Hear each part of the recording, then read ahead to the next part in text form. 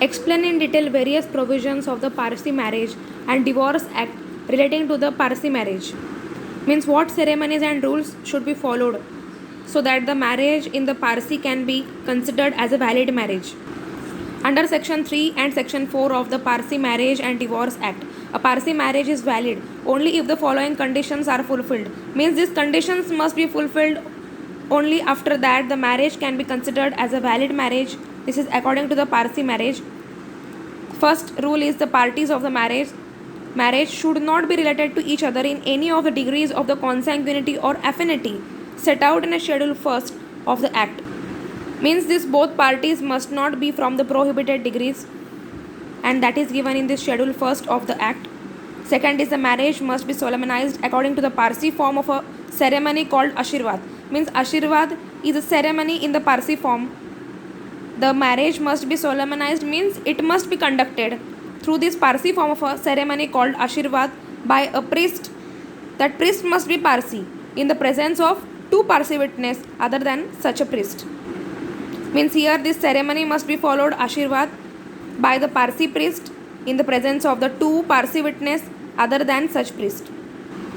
Under Section 2 of the Act, a priest includes a dastur. Dastur means head priest, and a mobed means ordinary priest.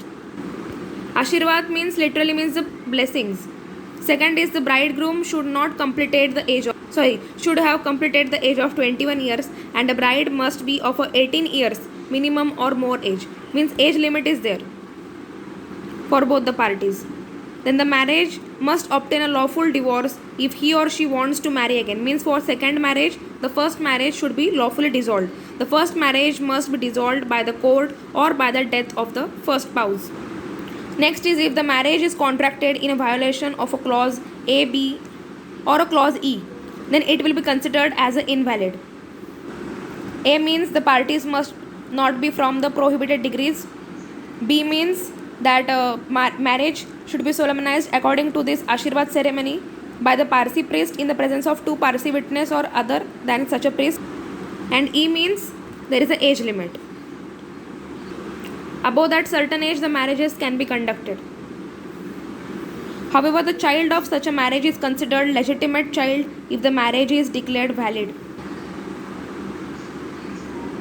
A marriage contracted in violation of a clause F, then it is a void ab initio, and the priest who knowingly and willfully solemnizes such a marriage is liable to be punished with a simple imprisonment up to 6 months or with a fine up to rupees 200 or both. Now here the clause F means if the marriage is conducted, second marriage is done, and for that the first marriage is not dissolved by taking lawful divorce, then the second marriage is considered as a void ab initio. And those priests who knows that conducting such a marriage is unlawful and this marriage is unlawful, then that such priest will also be given the punishment of 6 months with a fine with rupees 200. A person who contracts his or her second marriage without a lawful divorce or without having the marriage declared as a dissolved or a null or a void also faces a penalty under Section 494 and 495 of the IPC for bigamy. Means that party will also get the punishment for the imprisonment, and he will be imprisoned, and the offense will be bigamy. Bigamy means such a person can be punished with the imprisonment, simple or rigorous, for up to 7 years and with a fine. Under Section 5 of the Act, immediately on the solemnization of the marriage contract under the Parsi Marriage and Divorce Act, the same should be certified by the officiating priest in the prescribed form given in the Schedule 2nd of the Act. Means after the solemnization of the marriage, the second important step, that certification of that marriage, and it must be done by the officiating priest, and it must be done in the prescribed form given in the Schedule 2nd of the Act.